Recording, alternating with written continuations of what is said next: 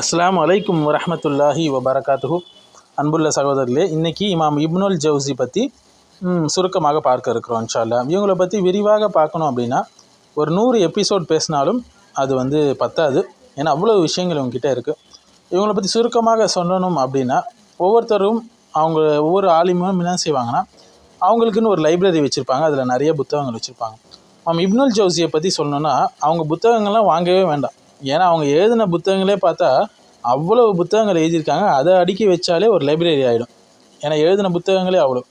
இது அவங்கள பற்றி சுருக்கமாக சொல்லணும் அப்படின்னா, இமாம் இப்னுல் ஜவுசி அவர்கள் ஈராக்கில் பாக்தாதில் ஹிஜ்ரி 510 பிறந்தவங்க. இவங்களுடைய முழு பெயர் என்னன்னு பார்த்தீங்கன்னா அபுல் ஃபரஜ் அப்துல் ரஹ்மான் இப்னு அலி. இவங்க இப்னுல் ஜவுசி என்று பிரபலமாக மக்களால் அறியப்பட்டவங்க. இவங்க தாபீன் காலத்து மார்க்க சட்ட மேதைகள் 7 பேரில் ஒருவரான காசிம் இப்னு முஹம்மது இப்னு அபிபக்கர் ரஹிமஹுல்லா அவங்களுடைய பரம்பரையில் வந்தவங்க தான் இவங்க. சரிங்களா? இவங்களுக்கு 3 வயதாக இருக்கும்போது இவங்களுடைய தந்தை மரணித்து விட்டார்கள். இவங்களுடைய தந்தையின் சகோதரியின் பராமரிப்பில் தான் இவங்க வளர்ந்து வராங்க. மார்க்க கல்விகள் எல்லாம் கற்று தேர்றாங்க. இவங்களுடைய தந்தை ஒரு செல்வந்தர் என்பது குறிப்பிடத்தக்க முக்கியமான ஒரு விஷயம். அதிகமான நூல்களை எழுதியவர்களில் ஒருவராக இமாம் இப்னுல் ஜவுசி அவர்கள் கருதப்படுறாங்க.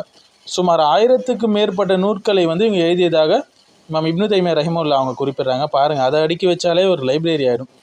அனைத்து துறையிலையும் இமாம் அவர்கள் புத்தகம் எழுதியிருக்கிறாங்க. தல்பீசுல் இப்லீஸ் இது ஒன்று, முத்ஹிஷ், அல் மவுதுஆத், ஜாதுல் மசீர், சைதுல் ஹாத்திர், அடுத்தது பஹருத் துமு,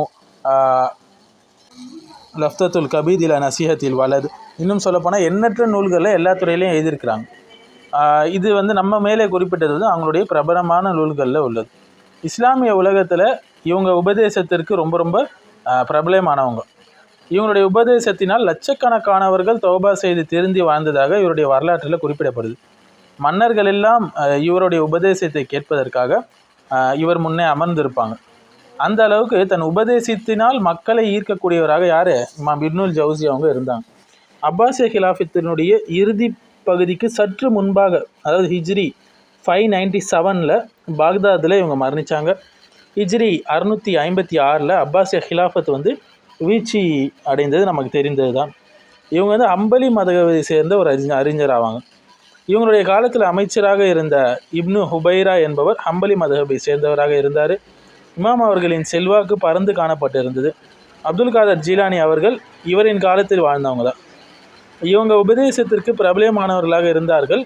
இவங்களுடைய பேரர் பார்த்திங்கன்னா அப்துல் சலாம் இப்னு அப்துல் வஹாப் மீது இருந்த விமர்சனத்தால் அவரிடமிருந்த அப்துல் காதிர் ஜீலானி அவர்களின் மதரசா இமாம் இப்னுல் ஜவுசி அவர்களிடம் ஒப்படைக்கப்பட்டது. இதனால் 2 பேருக்கும் இடையில் பெரும் பிணக்கு ஏற்பட்டது. பின்னர் ஹிஜ்ரி 537 நாசிர்லி தீனில்லா என்ற புதிய ஆட்சியாளரினால் இமாம் அவர்கள் தனது 80 வயதில் வாசித் நகருக்கு நாடு கடத்தப்பட்டாங்க. சுமார் 5 ஆண்டுகள் அங்கே தனிமைப்படுத்தப்பட்டாங்க. இந்த கால பகுதியில் தான் இமாம் அவர்கள் தனது மகன் யூசுப் முஹியுத்தீனிடம் சேர்ந்து இப்னு பாக்கில்லானி அவர்களிடம் சென்று 10 கிராத்துகளையும் மனனம் செய்து முடித்தாங்க. பாருங்கள், அவங்களுடைய 80வது வயசில் போய் படிக்கிறாங்க இல்முல் கிராத்தை. அந்த வயதிலையும் பாருங்கள் அவங்களுக்கு இருந்த அந்த ஹிம்மத்தை பாருங்கள். இமாம் அவர்கள் இவ்வாறு சிறைப்படுத்தப்படுவதற்கு காரணமாக இருந்தவர் யாருன்னு பார்த்தீங்கன்னா இமாம் அவர்களின் மூத்த மகனான அபுல் காசிம் அலி என்பவர் தான். ஹிஜ்ரி 551 பிறந்த இவருக்காக லஃப்தத்துல் கபீத் என்ற தனது உபதேசத்தை இமாம் அவர்கள் எழுதினாங்க. ஆனாலும் இவர் வளர்ந்து ஆளான பின்னர் தனது தந்தைக்கு எதிராக இவர் செயல்பட்டதும் இமாம் அவர்களின் பெருமதியான நூல்களையும் இவர் வித்துட்டார். இதனால் பெரிதும் மனக்கவலையில் இருந்தாங்க இமாம் அவர்கள்.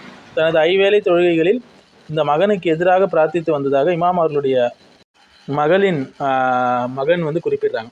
இவர் தனது இறுதி கால பகுதியில் பாவ மன்னிப்பு தேடி திருந்தி வாழ்ந்ததாக வரலாற்று குறிப்புகள் இருக்குது.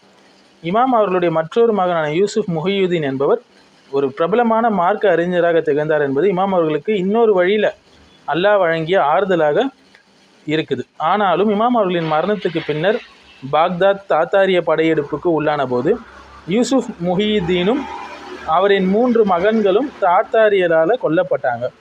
பிற்காலத்தில் ஹலீஃபா நாசிருடைய தாயாரின் பரிந்துரையால் இமாம் அவர்கள் விடுதலை பெற்று பாக்தாதுக்கு தனது பணிகளை மீண்டும் என்ன செஞ்சாங்க? முன்னெடுத்தாங்க. இமாம் அவர்களை சிறையில் தள்ளிய கலீஃபா நாசிரும் கூட இமாம் அவர்களின் உபதேசத்திற்கு வருகை தந்தார். தனது இறுதி காலத்தில் இமாம் அவர்கள் உடல் குறைவு ஏற்பட்டு ஹிஜ்ரி 597 மரணித்தாங்க. அல்லாஹ் சுப்ஹானஹு வ தஆலா அவங்களுக்கு ஜன்னத்துல் ஃபிர்தௌஸி தருவானாக என்று பிரார்த்தித்த வண்ணம் நம்ம இதை சுருக்கமாக இந்த பதிவை முடித்து கொள்ளலாம்.